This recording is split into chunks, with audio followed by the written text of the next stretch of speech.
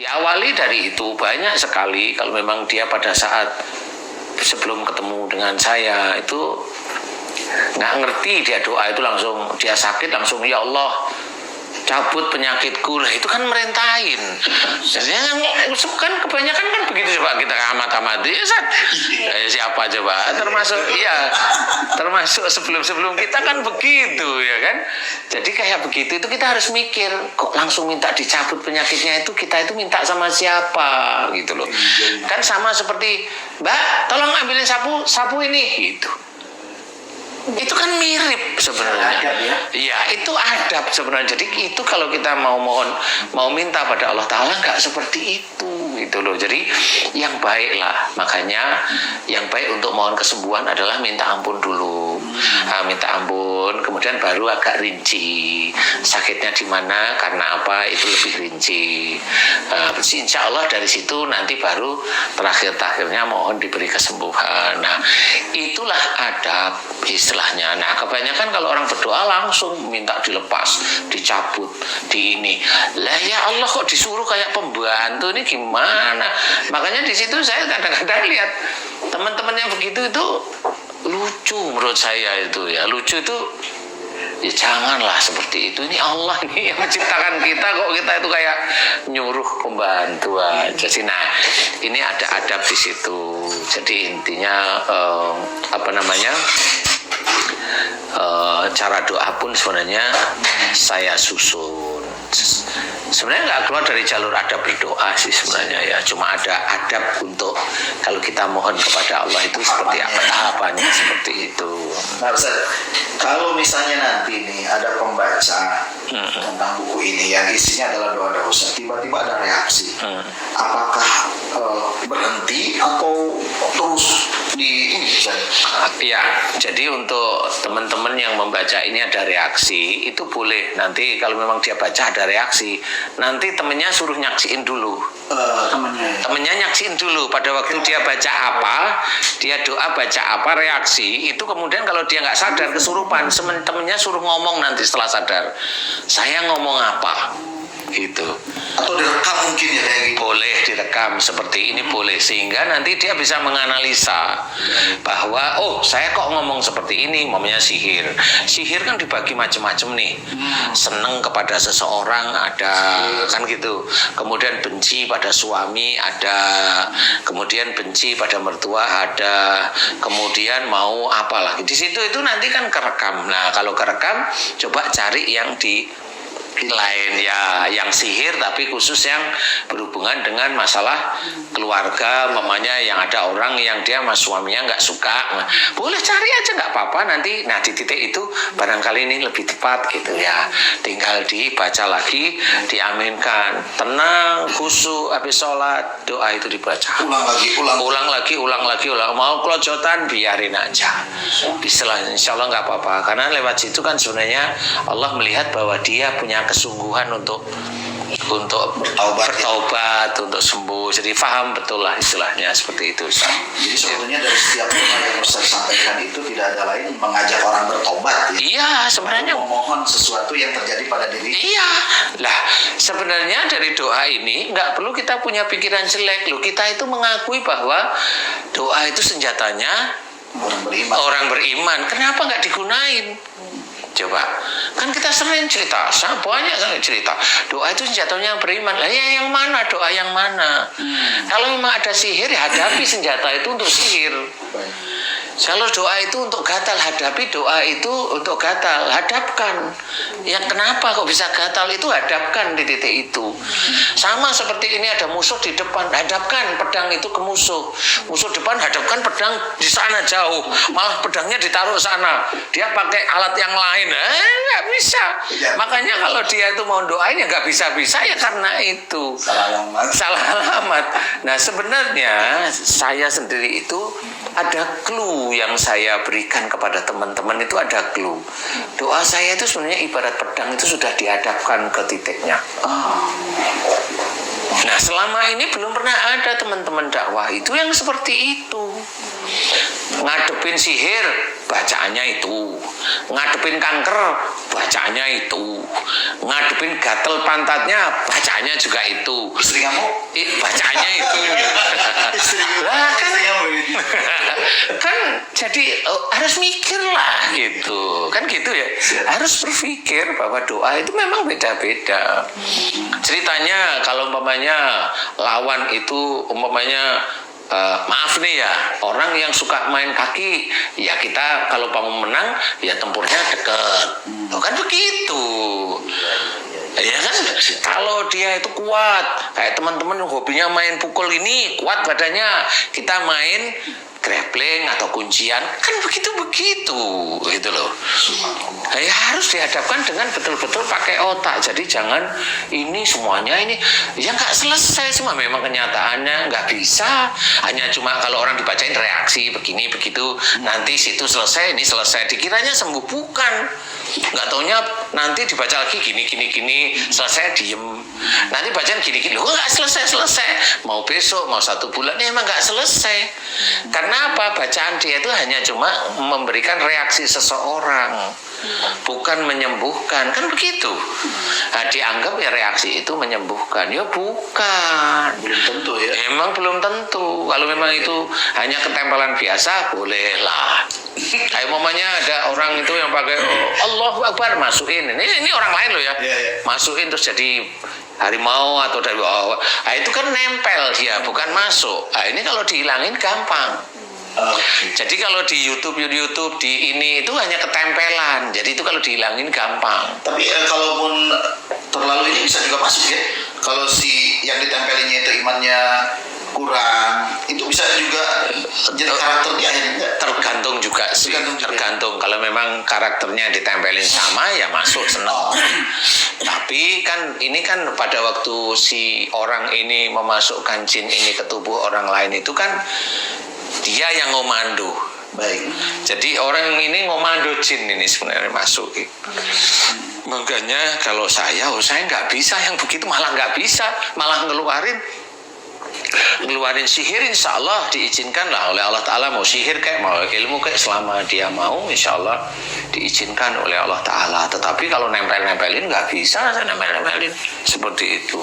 Jadi kalau di situ bisa mencari banyak masalah kesehatan itu bisa penyakit biasa barangkali ada ya, atau penyakit yang berhubungan dengan sihir atau ilmu banyak sekali. Bahkan di sini ada doa sering lupa ingatan. Tapi kalau pas naruh uang itu ingat terus. Ada gampang Lupa ingatan. uang itu sholat itu nanti. Kalau sholat baru ingat. Betul Ji, betul. Nah ini ada diri yang dikuasai Dajjal yang sudah mungkin mendekati ke zaman itu ya. Karena sebenarnya ya Dajjal itu sendiri kalau boleh saya cerita, Dajjal itu sebenarnya makhluk Allah. Itu kan anak buah sebenarnya, bukan Dajjal yang asli.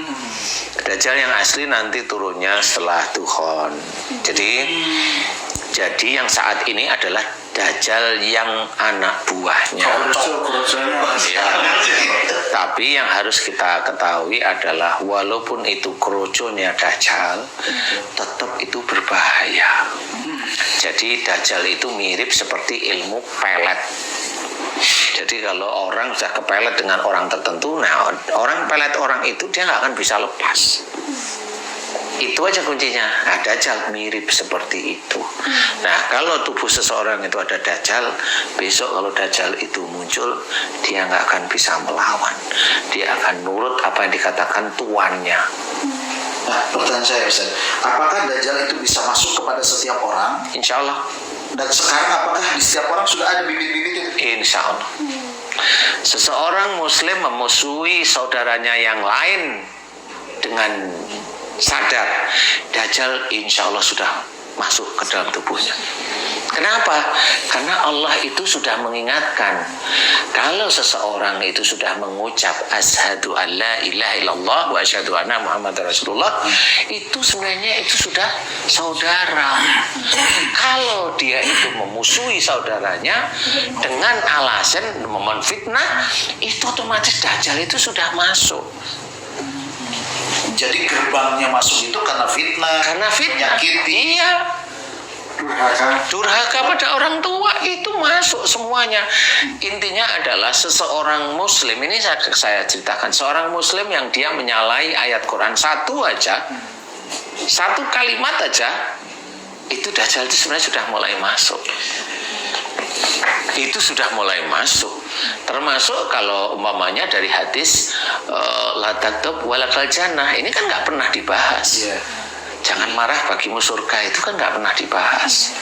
Nah, kalau di tempat kita dibahas, diterangkan satu-satu. Orang marah itu banyak, setan-setan nyata yang dia kerjakan terus-menerus. Dan itu Dajjalnya itu komplit sudah.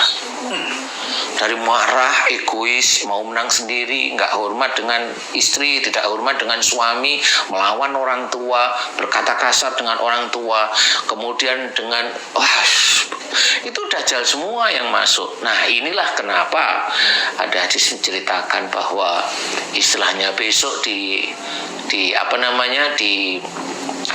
pada saat Tuhan itu dilarang orang beriman itu untuk menghadapi Dajjal itu karena memang dia nggak sadar kalau dalamnya itu nggak taunya banyak Dajjalnya. Nah, itu yang dilarang sebenarnya. Jadi sebenarnya bukan hadis itu terus asal kita terus ini apa Dajjal. Loh, semua hadis itu ada artinya, cuma memang kita nggak ngerti. Nah, disitulah yang boleh saya ceritakan. Kalau seseorang sudah begitu, selesai orang itu. Kalau orang itu besok itu hidup masih di Tuhan, selesai Tuhan, orang itu hidup, silahkan hadapi Dajjal kalau dia bisa. Itu diagnosanya kalau kita ingin tahu bahwa seseorang sudah dimasuki Dajjal, gimana? Kalau diagnosanya itu sebenarnya susah ya Pak Ji ya, susah. Cuma belum tentu Dajjal itu mengekspresikan. Iya, betul Pak Ji, betul. Jadi susah, saya bilang susah itu kan kalau orang itu marah-marah itu langsung ketahuan. Ini orang nggak ada adab. Dia tahu agama tapi maunya marah. Nah, itu Dajjal sebenarnya sudah masuk. Oh, marah itu nggak boleh kok, dia sebagai pendakwah tapi marah. Umpamanya seperti itu. Umpamanya dakwah, dia sebagai pendakwah nggak taunya dia laki-laki pendakwah, nggak taunya suka laki-laki. Sama. Emang ada Ustaz? Laki-laki suka laki-laki? Adalah. Ustadz, adalah. Saya juga tahu. Mudah-mudahan aja dia lihat video ini. Iya. Ya, jadi orang suka laki-laki itu nggak harus dengan orang yang ada di daerah mana kemarin tuh? Daerah mana tuh? Kelapa Gading ya? Yang digerebek itu nggak harus di situ. Nggak cuma di Indonesia. Di Arab ada, di Mesir juga ada. Yang begitu-begitu, iya. Jadi nggak harus pasti begini, enggak. Nah, Dajjal itu masuk di titik-titik itu.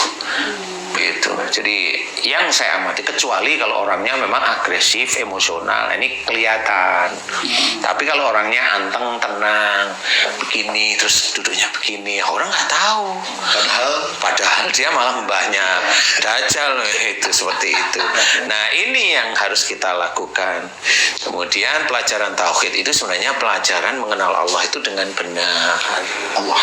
Sehingga kalau kita sudah mulai benar-benar mencoba meluruskan sedikit demi sedikit, ya mudah-mudahan Dajjal ini ya nyun sewu yang saya amati, sebenarnya Dajjal itu nggak bisa keluar dari tubuh seseorang. Itu yang saya amati. Jadi Dajjal itu betul-betul kayak dikawinkan karena dia itu pernah melakukan ingkar kepada ayat Quran itu, jadi kayak dikawinkan seperti itu. Yang setahu saya selama ini. Kecuali kalau misalnya dia imannya semakin kuat, nah dia mungkin keluar. Atau gimana? Walau alam ya. Imannya kuat yang gimana? Saya mau tanya yang gimana? Diceraikan bisa, tapi harus ada penghulunya. Iya benar. Harus ada, iya harus gitu. Imannya kuat yang gimana? Jadi yang akan datang penghulu Dajjal. Iya, yang selama ini saya ketahui memang jarang ada yang mampu mengeluarkan. karena Dajjalnya itu tahu siapa yang akan dihadapi. Intinya itu paling gampang. Kalaupun itu ada jin atau ada Dajjal, dia suka nggak dengan orang yang ngobatin? Kalau dia suka, ya berarti orang itu ada temennya dia.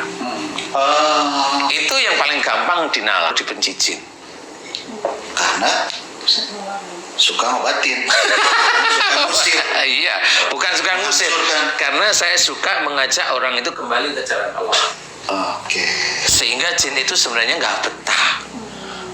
Jadi kalau ada di tubuh orang itu ada Dajjal, dia pasti akan ngomong saya benci Danu. Itu udah nomor 1 pasti. Pernah saya dengar itu Di mana Ustaz?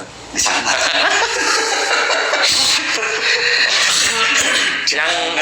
yang ngoleh-ngolehin ini bukan Ustaz.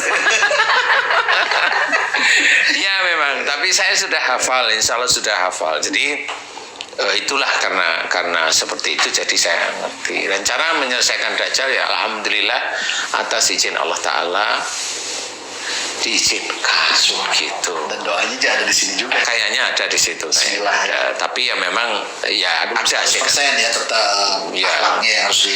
Lah betul. Ya memang itu. Apal. Apal. Tetangga. Oh gitu ya. Abi, ini kan Abi kan udah apa namanya memberikan testimoni juga di sini tentang buku ini gitu kan. Gimana tuh Bi? Ya ini memang luar biasa nih ya, kumpulan doanya yang luar biasa. Saya dulu sudah mencari 2010 itu Sudah nulis. nulis tapi nggak jadi. Nggak selesai. Allah belum meridhoi. Allah belum meridhoi. Atau ada Dajjal? Bahkan sampai 2012 itu ada penerbit besar yang minta saya untuk nulis. Oh ya. Dan saya pikir setelah saya introspeksi tadi seperti yang saya bilang, jangan sekedar hanya ini penyakit, penyakit dan sebagainya, tapi analisis benar apa enggak ini. Oh iya betul. Beliau ya harus izin beliau. Kalau belum mendapat izin hanya sulit ini. Sulit keluar ini. Masih cuma di itu. Nah, Iya. setiap orang bisa mengobati, setiap orang itu bisa mendoakan kesembuhan orang, termasuk saya itu bisa ini mendoakan Sembuhin, tapi Bu. sembuhnya sembuhnya nggak tahu. Iya, betul. Nah kalau Betul. udah sadar itu begitu ini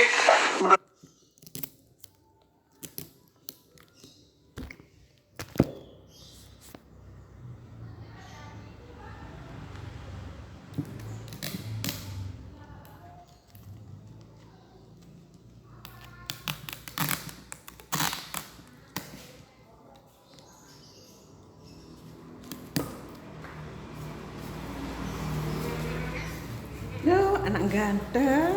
Mama wis wareg. Aku terus mau beli apa dong? Beli apa? Beli apa Mama? Beli Mbak Sinta. Alah, dibukanya. Apa? Kamu mau beli ya? Beli apa? Nah, itu. Tadi Mama makan. Pas gambar Kira-kira apa sih di Mbak Mama? es krim.